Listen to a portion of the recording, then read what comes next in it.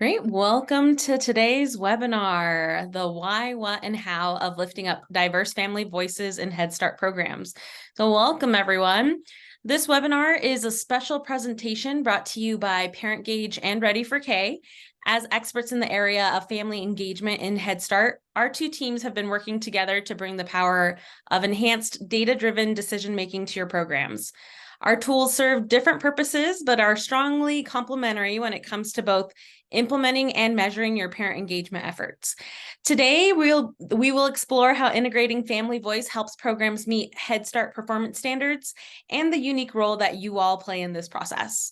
So a couple of housekeeping notes before we get started. You are entering on mute, but this is an interactive session. So by all means, feel free to chime in using that chat function at the bottom of your Zoom window.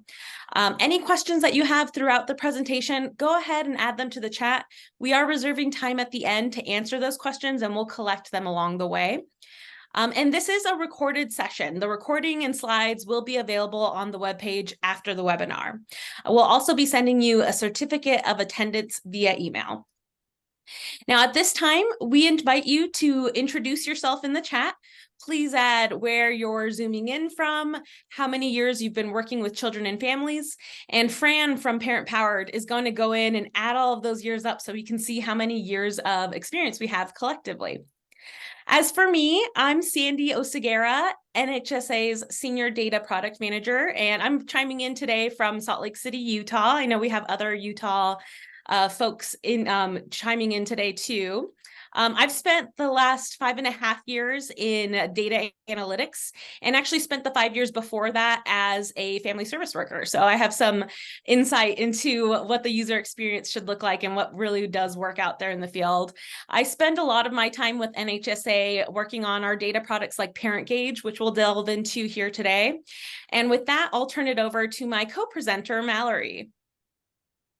Thank you so much, Sandy. Hi, everyone. I'm Mallory Swartz, the Senior Director of Learning and Impact at Parent Powered, and I am calling in from Pittsburgh, Pennsylvania. I lead our research evaluation and continuous improvement work here, and I serve as a thought partner and collaborator across our organization in product development and also thinking about how to communicate our impact. I've been a researcher in applied early childhood education and family engagement for over 20 years, and I've worked at family-focused organizations like Start Early, Fred Rogers Productions, and Brazelton Touchpoint Center. And I also served as co-principal investigator for the Office of Head Start National Center on Parent, Family, and Community Engagement. Before we move on with our presentation, we did want to acknowledge something really important here. You will notice that we don't have a Head Start parent presenting with us, and we thought about this deeply. And we decided to first lay this foundation with you all. And as we continue our learning journey around family voice, we'll work intentionally and thoughtfully with our program partners and parents to think about how to engage in co-design and co-delivery for future presentations on this topic whenever we can. We know that this process takes time and we want to do it right. So we wanted to acknowledge that right from the beginning before we dive in. So we all know that family engagement is everyone's business, and the meaning in a Head Start program, everyone contributes. So in order to truly engage parents as partners, all staff must advocate for the inclusion of diverse family voices throughout the program and work to engage in reflective practice and learn about each family's strengths, their needs, hopes, dreams, experiences, and cultures. And our focus today will be on building knowledge about family voice research and what's important to families of young children. We'll also explore ways to gather and lift up family voices based on research and real-world examples, and we'll reflect on how you might begin to apply some of these learnings in your programs. So let's look at our agenda. So first, we'll do some level-setting work around this, including a discussion of how the webinar connects to Head Start standards and to the PFCE framework. We'll look at our values and attitudes around working with families, including the important foundation of parent-provider relationships, and we'll also explore how we define family voice. We'll then move on to building an understanding of why incorporating diverse family voices, including lived experiences, into program and governance and practices is essential to positive family and child outcomes. We'll then dig into what we know about what is important to parents of young children based on the research literature. We'll share a little bit about our own work with ParentGauge and Ready for K, and we'll hear from you about what you found in your work. And we'll then begin to explore how program staff, like you, can authentically incorporate family voice into your programs, including some innovative approaches that we've learned about from the field and wanted to share with you. And finally, we will wrap up by hearing more of your thoughts and leaving you with a few take-home resources to explore and try out. And now I'll turn it back over to Sandy. Sandy, could you take us through some of this context and level setting around family voice? Definitely. Thank you, Mallory. And one note throughout the presentation, you will hear us use the words parent and family. We do mean this to represent all adults and families who interact with early childhood programs and systems in support of children in their care. So let's start with something very familiar, the Head Start program performance standards. This is the criteria we need to meet to run our programs. And while they are requirements, the standards are written purposefully to allow your program to tailor strategies and practices for your unique communities. We can even see that emphasis on listening and working together with families to create individualized program strategies in multiple sections. We have a couple of them highlighted here. In 1302.50, family engagement, programs are encouraged to develop two-generation approaches that address the needs of our families. We know that we need to listen to parents to identify what those needs are. In 1302.52, family partnership services, programs are required to offer individualized family partnership services that collaborate with families to identify interests, needs, and aspirations. And in 1302.34, parent and family engagement in education and child development services, center-based and family childcare programs must recognize parents' roles as children's lifelong educators and encourage parents to engage. It also requires that a program offer opportunities for parents and family members to be involved in their education services. So throughout the performance standards, programs are not only encouraged, but they're often required to include family voice in identifying needs and interests and in developing positive change within the systems that serve them. Now let's look at the PFCE framework, which is probably pretty familiar to most of us as well. It was developed to inspire the spirit of collaboration with families and our communities in identifying and addressing their needs and how to meet them effectively. Each pillar of the framework benefits from the use of and emphasizes the importance of family voice. Program foundations are built on the continuous learning and development of our community, and that reaches over to program impact areas. Here, high-quality environments are called out specifically to support cultural and linguistic responsiveness, promote open and regular communication, and provide a sense of support to families. Family partnerships are important in creating a reciprocal relationship where both program staff and families benefit. These partnerships are not only beneficial in relationship to each other, but also in supporting desired family outcomes and other broad-level impact areas. The family outcomes pillar depends on family voice to gauge and enhance each family's well-being. We're reminded again of a two-generation impact as families are both lifelong educators and learners, and importantly, our connection back to our communities. When parents and families are listened to and empowered to share their voice, desired family outcomes are strengthened. As you listen to the rest of the presentation, you'll hear more about families serving as advocates and leaders and how family voice plays a significant role in promoting the family outcome. And the last pillar, the child outcomes, focuses on what we know programs and families want to achieve together for their children: safety, an environment of learning and development, school readiness, and the ability to be successful in school and in life. We know that with collaboration, programs and families are more likely to achieve favorable child outcomes and impact other program goals. So all of these pieces working together ultimately support the larger aim of equity, inclusiveness, and cultural and linguistic responsiveness. Overall, the PFCE framework relies on families and programs working towards these goals together to define more meaningful opportunities, recognize barriers, and measure progress together. In reviewing resources and guides directed at early childhood professionals, we often see the emphasis on recognizing families' inherent expertise on their families. One resource we're going to link here in the chat, and it's available on eClick, that aligns with the Head Start performance standards and the framework that we reviewed, is the the Strategies for Family Engagement, Attitudes and Practices Guide. This guide and others included in the this guide and others include the importance of strength-based attitudes. So our attitudes, both ours and the parents we work with, are shaped by experiences, beliefs, and assumptions. As part of the Head Start family, we want to exercise strength-based attitudes to support the belief that all families can make progress and that together we can strive for the best outcomes possible. So the strength-based attitudes are here, right? And they remind us that all families have strengths and each family has unique strengths that can be the foundation of our discussions and partnership. Families are the first and most important teachers of their children. Children's healthy development relies on sensitive and nurturing interactions within their family and community. Families have a critical role in their child's development. They make choices every day that affect a child's development and learning, and they are the experts on their children and families. They understand their children best and want to make the best decisions for their child's well-being. And ultimately, families' contributions are important and valuable. Being open to a family's feedback helps us do our best on behalf of their child. We can encourage effective partnerships when we invite their expertise and listen to their priorities. In that same guide, we find a breakdown on what we know about the parent-provider relationship. The most success in these relationships happen when we show respect for families and their caregiving practices, are committed and caring, open to change, and take the time and energy to understand the family's community and cultural context. Looking through the effective strategies, we again hear familiar messaging to what we've reviewed so far. These relationships work best when we communicate clearly and frequently, collaborate with families rather than telling them what to do, respond to each family's wishes and needs, focus on the whole family, and help the family identify and connect to additional resources. Families aren't the only ones who benefit from respectful, trusting partnerships. Providers also benefit from feeling more satisfied with their work and more confident in interactions with families. So the partnerships themselves can also make it easier to have conversations that are uncomfortable or addressing challenging issues like concerns about development or behavior.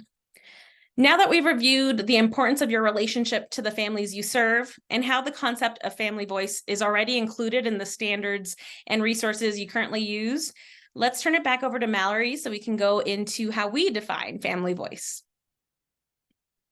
Thank you so much, Sandy. So after a review of the research, we noticed some common themes and how people define family voice. And at the center of most of the definitions we found was a focus on advancing equity, on shared decision-making, leadership, trust, and relationships. Also important were capacity building, valuing lived experience, and empowerment. So what we thought we would do now is we'd like to just pause for a moment so you have a chance to kind of look at this word cloud, take it in, and then think about how you define family voice in your own work. We also invite you to reflect on what might be missing here. So please take a moment, think about it, jot some ideas down, or please share them in the chat so we can share some of your ideas with everyone as they come in. So you'll see, thank you for putting that in the chat for folks. So anything you see that's missing or anything that, you know, how you define it in your own program.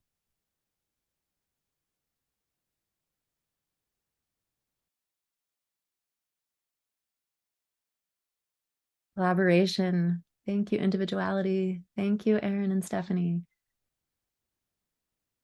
So important.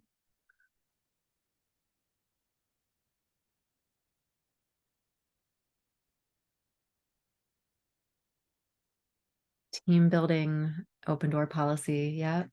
Parents meeting. They're great. Yeah, I see individualizing and working together and collaboration. Here they all come. Thanks, everyone. Empowering families with decision and leadership and active listening. Very important. Yeah, I saw respect in there too. That's a big one, right? Yeah. Thank you, Sandy. Family input on safety rules and what things are happening in the classroom. That's great. Communication. This is great. Yeah, I think active listening has come up in previous discussions as well. And there it is again. Yeah, it's such an important piece. Empathy. Thank you. That's a big one. Yep. This is great. Setting the tone for school expectations in the future. Thank you, Greg. Equal opportunity for all. Thank you, Keith and Ramona, including their ideas whenever possible. Yep. acceptance. These are all so great. And I am having us pause just for a moment. I want to make sure we hear from you. And this is wonderful. Culturally responsive family meetings, policy council. Yep.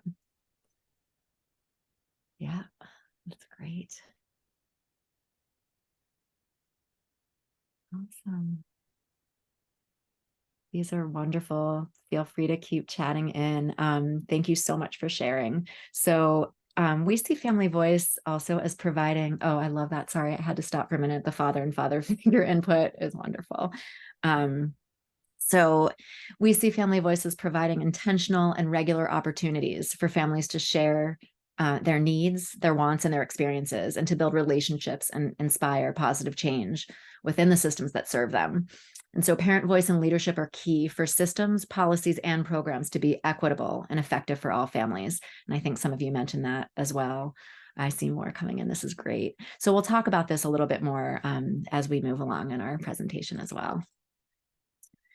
So before we move on to the why and the research behind all of this, we wanted to share an example that we found particularly helpful for thinking about family voice. And this example comes from a report from Michigan focused on the home visiting field.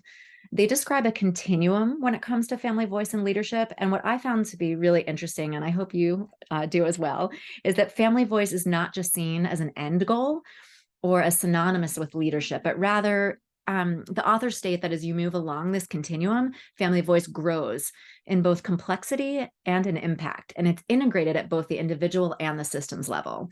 So at one end of this continuum, we have involvement, where families participate in activities or groups, but their contributions kind of have guardrails, or they're often directed and defined for them. And they may build relationships and connections, but they're not necessarily quite as invested in the goals or growth of the program. And next, as you move along, is engagement. And this is focused on actually using parent voice and experience to inform decisions about the program and systems. And here, parents are a bit more invested. As you move along, you'll see empowerment. And this is seen as active and ongoing. And it's a process that's focused on parents trusting their own abilities for growth and impact. And here, parents' capacity is further developed through things like coaching, mentoring, peer-to-peer networks, and skill development based on parents' own goals. And then finally, at the other end of the continuum is leadership. And here, parents' voices and representation are integral to and expected in the program. And parents use their own experience, their own skills, their strengths to affect change and actively lead. And thank you for sharing. The full report is there in the chat. The link to the full report is there, and we hope you find that useful. So now that we've done some context and level setting, and we've begun to build this kind of shared definition together of family voice, we want to turn briefly to the why. So what does the research say about why it's important to incorporate family voice? So recent research across many fields like health, education, and home visiting show that incorporating family voice leads to positive outcomes. And research on community organizing is in particular further highlights that when non-dominant families are given the opportunity to share their knowledge and expertise and to help shape policies and procedures, it can lead to more positive outcomes for programs, children, and families. All of this requires that program staff be given opportunities to grow their capacity around how to promote parent leadership. We'll talk about this a little later when we talk about the how, but first we want to touch on just a few important things that we learned from our review of the research. So basically, when programs and staff work to shift power and voice to families from diverse communities, to honor families' lived experiences and their expertise, and to engage families as co-creators and leaders, families are able to build their capacity in many ways. These include their abilities to form social connections and advocate for their children. And they're also able to build the resilience and self-efficacy.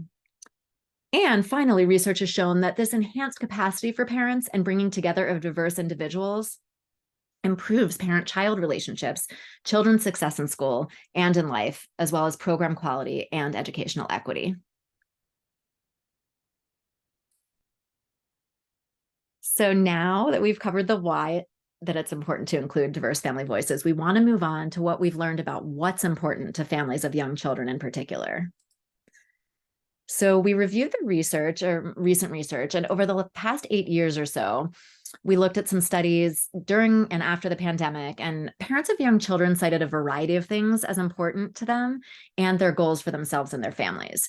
So, as we were reviewing the research, we considered the questions: what are parents saying about what's important to them in early childhood?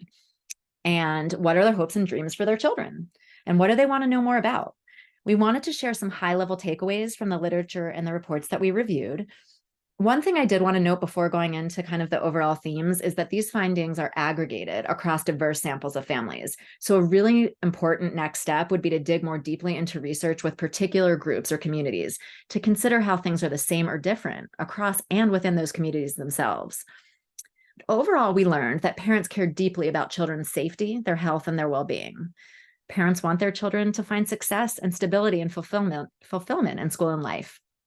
Social emotional development and academic outcomes are also important to parents. And research indicated that many parents are even more concerned about their children's social emotional development than they were prior to the pandemic. Some of parents' highest priorities were making sure their kids are loved, safe, fed, and healthy, and able to get to school. Parents said they wanted to learn more about self-care strategies, including those to help with stress and regulating their own emotions. They wanted to learn about routines for supporting positive behavior and more about family interactions and family finances.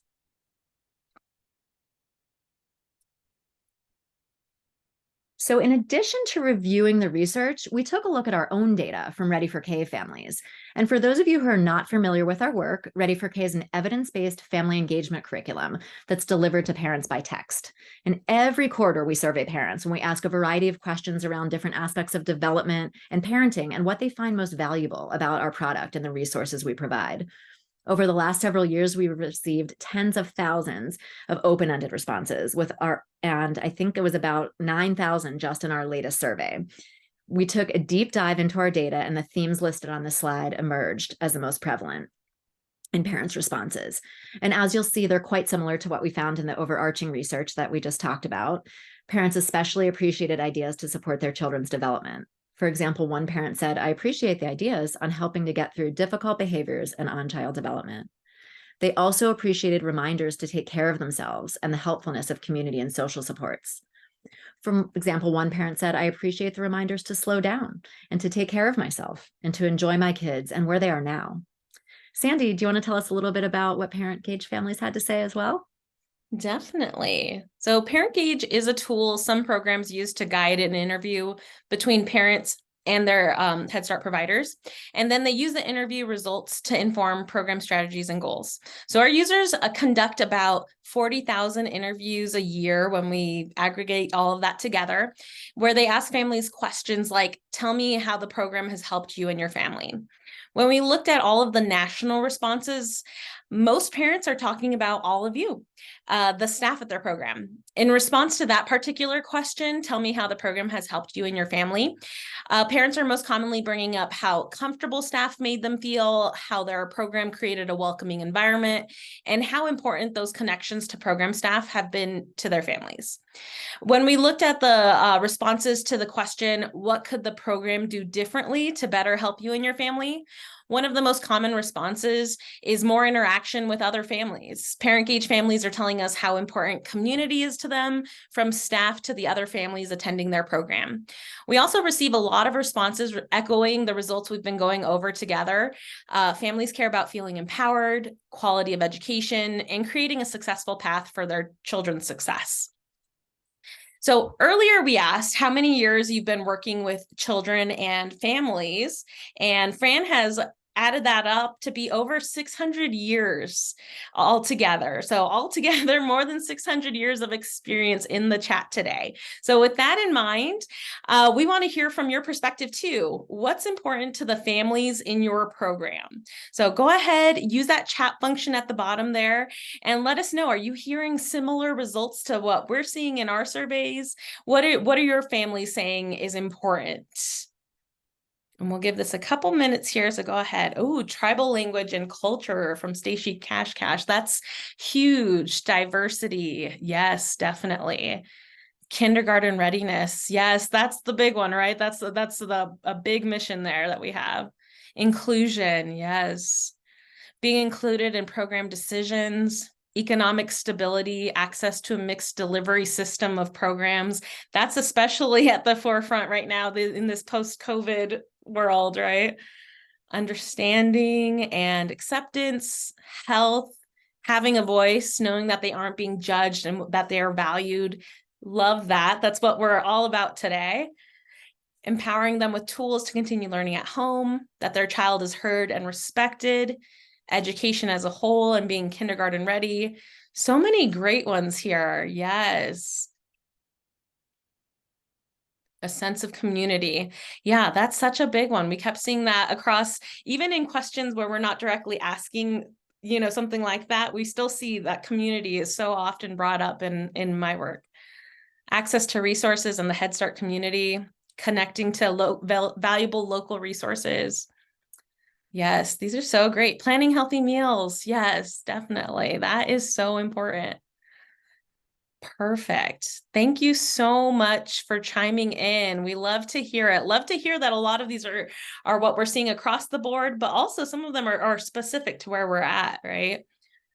Understanding how children learns and that our program values their home language. Yes, that is so important.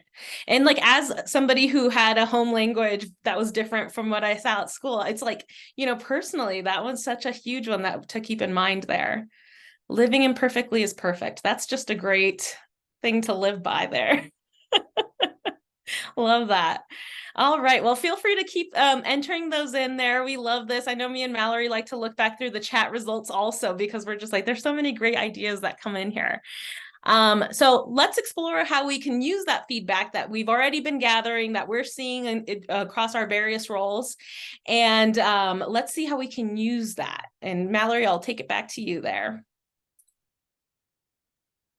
Thank you so much, Sandy, and thank you, everyone. I almost forgot that I was going to be talking again because I'm reading all of your amazing ideas. So thank you so much for sharing. So now that we've gone through some level setting, we've gone through the why and the what around family voice, this leads us to the how. So we're going to consider the question, how can program staff authentically invite, advocate for, and incorporate family voices into their programs? And we'll first discuss some of the ways this shows up in Head Start programs, and then we can share with you just a few innovative approaches from the field that we learned about as well. So as we know, family engagement is part of Head Start's DNA. So in other words, it's been part of Head Start since the beginning.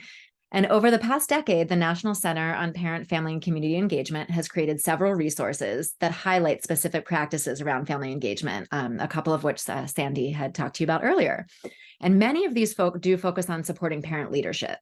So for example, the relationship-based competencies, or the RBCs for short, published several years ago, highlight many examples of how family service professionals can work alongside parents to build on their strengths as advocates for their families and as leaders for program and also in the community. And the RBCs lay out the key knowledge, skills, and practices that are needed for supporting family leadership and advocacy. For example, key knowledge areas include understanding the importance of collaborative problem solving with parents. A lot of you mentioned that in the chat, collaboration and working together. Recognizing parents' advocacy and leadership experience, what they already bring with them, right? And being aware of other opportunities that are available in the program and community. And understanding potential barriers to families' abilities to exercise their power and advocate effectively. Some examples of key skills that are included are including families in decision-making, another that came up in the chat, and in planning, implementing, and evaluating change in the program. Also encouraging families to move their ideas forward, to participate in leadership and advocacy opportunities, and to develop the skills and confidence to be effective advocates for their children. We can also encourage parents to work together to advance changes that they want to see at the program level, the community level, and the state level. So I wanted to also share some examples of key practices, and these include working with families to plan how to advocate for their children's development and family well-being in other early childhood and other family services settings, encouraging parents to volunteer in the program in the community, and partnering with families to identify opportunities in the program or community that promote parent leadership and advocacy, and welcoming parent input, such as what we talked about earlier, Head Start policy councils, parent committees, local and state early childhood advisory boards, health services advisory boards, and agency boards. Another recent resource from the National Center that we wanted to share with you is the Introduction to the Family Services Role course. And this is a 4-module learning course, and it serves as an orientation tool for onboarding new family services staff and home visitors that are engaged in family services work. However, it can also be used as a refresher for staff with experience providing family services. And so we know on this call that you all have a very wide range of experiences. Some are newer to the field and some have been here for a long time, but we hope this could be useful for you all. This course is accessible on the individualized professional development portfolio, and continuing education units are awarded for completion. So this is also available on eClick, and the link is included in the chat. One other resource that we wanted to tell you about is the National Center provided another new resource. I think it's on the next slide. If you can head to the next slide. Thank you. On how to engage parents as co-designers. So I mentioned that a little bit earlier, but this creates opportunities for parents to share their voices and contribute to the program in ways that matter to the families themselves. The National Center met with a group of former Head Start parents, and they engaged in an ongoing process of co-design to reflect on family engagement from the parent perspective. And some of the recommendations that emerged from the parents themselves focused on the importance of reflection, shifting staff mindsets and beliefs, compensation for parents, creating welcoming spaces, and there it is, listening, as a lot of you had noted before. By engaging in co-design, programs and staff can improve how they respect, elevate, and intentionally include diverse family expertise and promote meaningful and sustained engagement, trusting partnerships, and personal and professional growth among parents and staff that match their interests. Next slide, please. Yet another example comes from policy recommendations from something called the Family Leadership Design Collaborative, and we wanted to share this one with you as well. This is a national network of scholars, educators, and family and community leaders who work to center racial equity and family engagement. Their approach has also focused on co-design, and it states the importance of engaging multiple perspectives and having an iterative and reflexive learning process that focuses on addressing current priorities and concerns that already exist in the communities that schools or programs serve, all with the goal of creating change and progress toward educational justice and community well-being. So next, we wanted to share with you some examples of how we incorporate family voice in our own work. At Ready for K, we make sure that our methods of gathering family voice are accessible, strength-based, and easy to participate in. When we create new or customized content, we hold listening sessions with community members, including parents. Also, as we mentioned earlier, we administer quarterly parent surveys that are distributed by text, and they're very, very low lift for families. And we read all of families' responses, and we use them to make improvements to our product. And finally, we gather feedback through meetings with our partners, which include district schools, community-based organizations, and Head Start programs. And they're able to share the unique strengths and needs of their own communities and help us to create a community support stream of text messages tailored specifically for them. And then we close the loop by asking families to provide regular input on how useful these resources are and what they find to be the most helpful. Sandy? Thank you. So ParentCage was actually developed in response to programs asking for support in promoting and measuring family engagement. So the tool itself's primary goal is capturing family voice through targeted questions aimed at parents. So we did research and studies to validate that the questions are accessible. We offer them in a couple different languages, and we wanted the questions to be universally applicable so that any program in the country can use ParentGage effectively. We did this by integrating families, parents, and Head Start staff throughout the development process. They were included in the initial pilot program and focus groups. And then we engaged in a psychometric validation from a third party to ensure that we were meeting those goals. So now as we continue development, we review those open responses from families and poll users so that we can keep that in consideration for future enhancements that we can bring to the tool. So now that we've reviewed some approaches and strategies from other resources and from our roles, we again want to hear from you. What other approaches or strategies do you use to elevate the voices of families in your program or classroom? So go ahead, utilize that chat. Let us know what other approaches or strategies are you using to elevate family voice.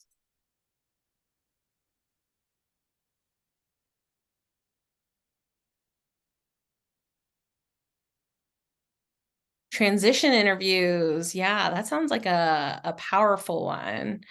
Conversation cards. Oh, love that, right? Sometimes we need that little prompting to make it easier. Participation of families on the city parent policy council. Yes. Frequent check-ins to build rapport. That's huge. Parent success stories. Yes, definitely. It's a great idea to capture those so that, for a lot of reasons, really. We're running a Share Your Story campaign for Head Start Awareness Month and sharing with congressional leaders. Love that. That's a great way of both you're utilizing that or making sure we're emphasizing family voice and then using that information right away. Invitation to the center to visit, opportunities to serve on our program's parent council, family surveys, family nights, Ready for K literacy nights. Nice. An open door policy, parent nights. We got a newsletter with a focus on parents. That's great. I love that. Keeping them informed of what's going on there. Parent to parent impact, sharing their experiences. Encouraging families to volunteer, parent engagement activities. This is great. We're showing those 600 years of experience here in the chat right now. Family team meetings. And it looks like sitting on interviews and invitations to participate in the classroom, as well as having them share their expertise. That's great. Social media. Yeah, that's a big one, right? Like so many of us are on there. Let's use it. Parenting programs. These are great. Thank you so much for adding these great responses. I'm seeing a lot of great, reflections here. A lot of different approaches also. IEP meetings, yes, definitely. That's a great place to hear family voice. Facebook, surveys on phone apps. Yes, we're all on our phones. I think Ready for K has some interesting stats on how often a text is opened versus, an email. Grandparents, visitors to the center, sit in on hiring interviews for Head Start staff. Yes, that's huge. Data storytelling hour. As a data nerd, I love that. Some play groups. Great. Thank you so much. Feel free to keep chiming in there. And thank you so much for reflecting on how you elevate the voices of families there. Bringing together such a talented pool of Head Start staff with so much experience is how we get exposed to new ideas and other perspectives that can help all of us further our missions from each of our I can't talk today, roles. Okay, so today we went over how you play a critical role in including family voice throughout your program. We went over how family voice plays into meeting performance standards, why the research says it's important to listen, and what our parents or families are saying given to us given our various roles. We hope that this presentation helped you build some more knowledge about family voice and gave you some application ideas for your own programs. We've been collecting any programs that you added to the chat throughout our session today, and you still have time to add any questions you have for us or for the group into the chat function now. So feel free to start adding those in. Before we head into Q&A, we want you to be aware that we'll be sending out a follow-up email with links to a couple of resources on family voice and family engagement. This will also include a reflection sheet that you can bring into other meetings and sessions so that you can keep family voice at the forefront of your efforts. Included in that email will be a short survey that we're actually going to link in the chat as well, where we'd love to hear your feedback. If you'd like to hear more specifically about Ready for K and Parent Gauge, there will be a product information session on October 4th. We have it listed here, where we'll go into detail on those products specifically and their functions. So with that out of the way, we're going to head into our Q&A session, and we're inviting one of our colleagues, Fran from Parent Powered, to jump in. Fran, would you like to introduce yourself? Sure. Thank you so much, Sandy and Mallory. What a fabulous presentation. I love listening to your words, but also the input from the community. Everybody's so engaged. I'm Françoise Lartigue. I am a senior content and curriculum specialist here at Parent Powered, and I'm joining today to just facilitate your questions and some questions we've heard from the Head Start community previously that I know Sandy and Mallory are excited to answer.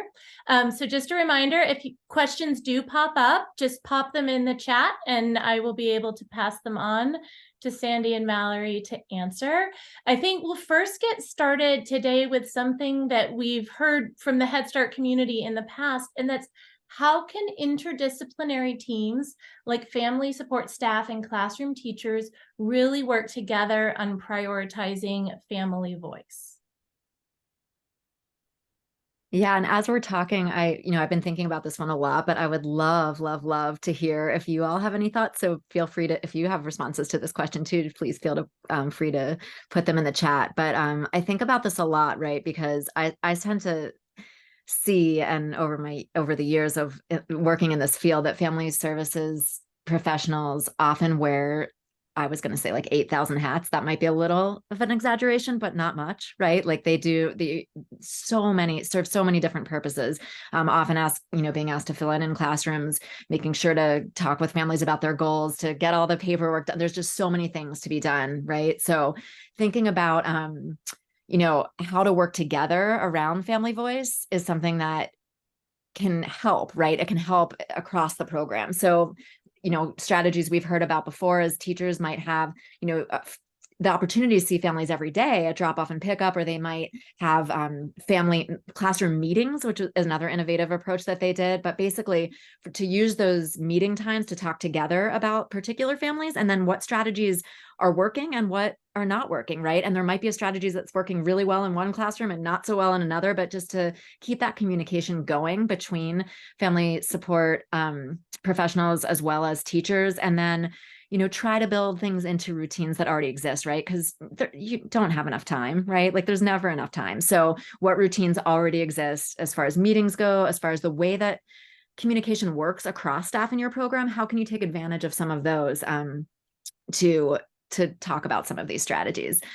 I don't know if anyone else, Sandy, if you wanted to add anything else or. Yeah, no, that was beautiful. And I just wanted to emphasize what you were saying with it. And I think we definitely saw that through the pandemic and post-pandemic. It's those, direct staff who is directly working with parents, the first line that it's seeing where those changes are happening, how parents and children are being affected. So it's again, where it's just a matter of, depending on your access to parents, sometimes you're going to have kind of like that first response to it, right? You're seeing those things before they're necessarily showing in a data survey or something like that. So it's just, again, echoing what you were saying with, the really working together and not only emphasizing the family voice, but those that are in direct contact with families through pickups and drop-offs and all of those things where they might get some insight into things that we're not going to see data-wise for a little bit longer. Absolutely. And I want to highlight Nadia in the chat said, making sure that teachers and family support staff work together when creating goals and helping parents being successful. We also have team meetings. Thank you. Thank you so much, Nadia. So one thing that has come up, and right, sometimes at the beginning of school years, families can feel really engaged. And then it can happen where life is busy for everyone. So what are your recommendations on getting family input consistently throughout the year, just to maintain that level of family voice? Yeah, and I'll start with this one because I know one thing that we see with parent-age families in particular, right? You're exactly right. At the beginning of the year, right, they're just more exciting. Right? That's when we're starting things off. We're feeling organized. It's like, yes, I will take these surveys. And then later on throughout the year, it can be a little more routine. It can be a little more difficult. And we do want to pull surveys or from the parent gauge side, we do want to create surveys throughout the year because we want to see what kind of growth is happening. Right. And so that is something that I think it is difficult. It is difficult, definitely acknowledging that it is likely that you're going to have less responses at different points of the year. But also if we can incorporate that into different checkpoints, places that make sense, right? Like around winter break, or these places where it's, again, we have this time where we can kind of stop and reflect. That's helpful. Or utilizing time that we already are going to have those parents in front of us, right? Because we know a lot of places and parents are busy. So being able to gather those responses by just looking at what is our natural flow for the school year and where does it make the most sense for us to have that time to pause and reflect again, I think can be really helpful. That's great, Sandy. And I was going to add too, and then I really want to get to Greg's question too that I see in the chat. But you know, one of the things that I was thinking about is how hectic, even though we feel motivated and excited at the beginning, how hectic that those first, you know, 45 days in Head Start programs can be. There's just so much going on and so much that has to get done. And so I think basically, I kind of just want to double down on what Sandy said, is really understanding the rhythm of the program and also understanding that different things will work for different families, right? So understanding that you might have a couple different approaches or a bunch of different approaches. You know, hopefully they're accessible in ways for that's not, you know, too big of a lift for families. And the other thing, and this probably gets into what I would probably say to Greg's question as well, which we can read out in a second, but really thinking about it's going to sound a little funny, but bringing in family voice to figure out how to bring in family voice, right? So, you know, like starting with families and getting their ideas on what works, because, you know, I think having them at the table as much as possible in as many different ways as possible. I loved what people were saying. Everything from hiring to policy council to more informal ways, to starting with stories, to it's just getting families to be there from the beginning and really engaging in this co-design process can help, I think, with parents bringing other parents along. So that's what I would say. Absolutely. And I want to read Greg's question out loud. It says, oftentimes I find the families that may need the engagement the most, in my opinion, are the most resistant. Are there any outside of the box tactics that you have found effective in these frequent circumstances? Ooh, that's a really good one, and something I think probably throughout the Head Start community, people are experiencing. Yeah, I'm looking at Megan's comment, which is just so wonderful. Persistent Free coffee at the parent center. I'm sorry, I was skipping to the kindness piece, but yes, all of that. Those things too. Yeah, but definitely the childcare available, delegation, and accountability. But I feel like this persistent overt kindness, you know, it's hard, right? Because you can't just expect trust to be there from the beginning. And so how do you build those supportive spaces, and how do you get to know families and meet them where they are? I think one of the things that we found in our program is texting is really accessible. So you can, you know, I think 98% of people or something like that. 98% open rate for texting compared to about 26% for email.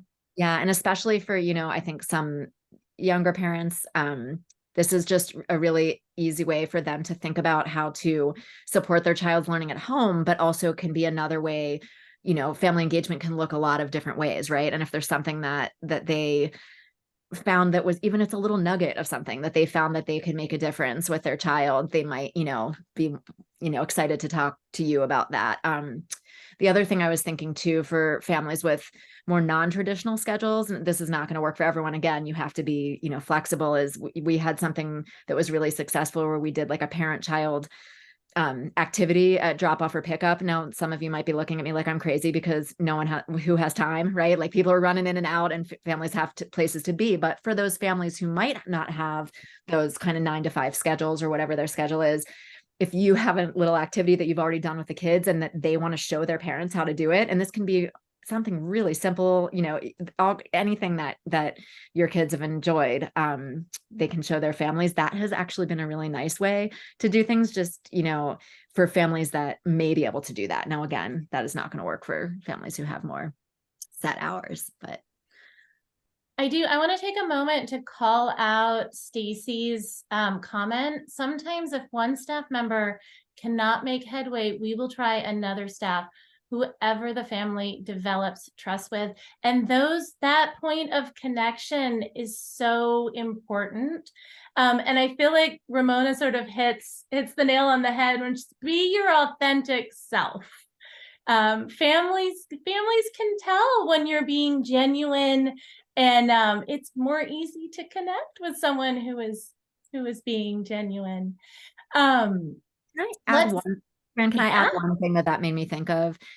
And someone said this earlier, and we don't have, I mean, we could talk about this for a long time, but I think the importance of trauma-informed or trauma-attuned care and leaning on those of your colleagues, right, that are well trained in that understand that, which might be all of you, probably know more than me for sure, working with families. I think that's a really important lens to bring to it all. And I may just be stating the obvious to this group. And, I know you all have really wonderful experience, but I think, I was trying to look back at who was saying about, Stacy, about, if one staff member doesn't make headway, like, I think that is, in order to create that space of trust and that supportive space, again, you can't just assume that it's just going to come, right? You have to really work at it. And so understanding that people bring with them all kinds of lived experiences and being really intentional about how to address that.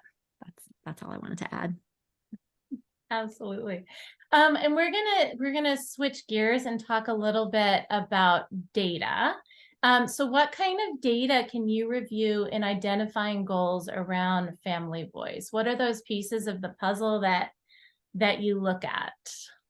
Yeah, that's a great question, because I think when it comes to family engagement, it's sometimes hard to gauge, well, what kind of data do you even look at outside of like who's attending parent nights and those types of things? And often what we found through creating our parent gauge surveys is we can take a lot of those goals that we have, and maybe there's not necessarily a way to report on things like happiness, right? It's like different, it's difficult to do that, but we can survey our parents about how they're feeling about it. So like even the question of how is my voice feeling heard? You can ask your parents that directly and have them rank it. We use a Likert scale very often. So we're using rankings from 1 to 5. So that way we can create averages around it, right? That's a very common way to do it when we're doing those types of surveys. And then we can come, with any of those things, really, I think the PFCE framework is a great way to look at the types of goals you can have around family voice and engagement, and then creating those types of questions and making sure that your parents understand the questions themselves as well is going to be a great way to do that. And I also think it's very important to have places where it's like, we're not just looking at quantitative data, but also what are they actually saying? What's our qualitative data say? Creating word clouds and those types of things where we can see what's coming up when we just let them have open feedback, right? So that we aren't stuck in like a multiple choice data mindset. Mallory, did you want to add on to that? Well, I was just looking at what Karina said, and I was going to go there next. Where I was going to, but she says some parents are involved in school committee and they share what other families like about family engagement activities. And that's really helpful. I love that, right? Because there's so many great things in there. Families are connecting with each other, which we know is wonderful. Families are having their voices heard, which is also wonderful. And you're collecting, some type of data. There's so much richness in that small comment that you made, Karina. Thank you so much for that. And I do think as we think about data, we can think about data overall for our program. And then we can think about, the stories and the individual data and how all of those pieces fit together for particular families that we're working with, right? So we might have some quantitative data on these scales that they rate, which is so useful, and the stories and things like that, or the qualitative data that come in and really give us a sense of who our families are and how to best support them. So. And it looks like Jessie Diaz just chimed in with looking at data from teacher home visits, family staff home visits, and all the stories that go along with that as well. That is so important. And thank you for highlighting that, Jessie. We've gotten a logistics question, and that's how and where should we call out the concept of family voice in current meetings and routines? Can you share a little bit about just sort of like what that really looks like from your perspective? Yeah, that's a great question, because it's like you could fit that in. It's one of those things where it's like all consuming, but also when do we just directly address that, right? And so we actually, one of the resources that everyone attending is going to get is I can't remember what we called it right now, but there is going to be a takeaway resource that you can use so that we're thinking, where are we including family voice in this? And that's something I think that is great to bring up at the very beginning of a meeting or a conversation that we're having, so that it's at the forefront, right? Like, it's baked into so much that we already do. Like, what are our parents saying? What do our parents want? But when we're actually going about a certain meeting or a certain task, bringing that up from the get-go and maybe having that reflection time is a good way to make sure that as we're continuing the conversation, we also have family voice in the back of our mind. Yeah, I think that's a great question. You could also think about using your policy council meetings to talk with parent leaders about where they think would be best in the program to build it in. But I think it's also, at least from my perspective, if you think about this co-design process, you also don't have to have everything figured out all at once. So you could test a small way of doing something and kind of see how it goes.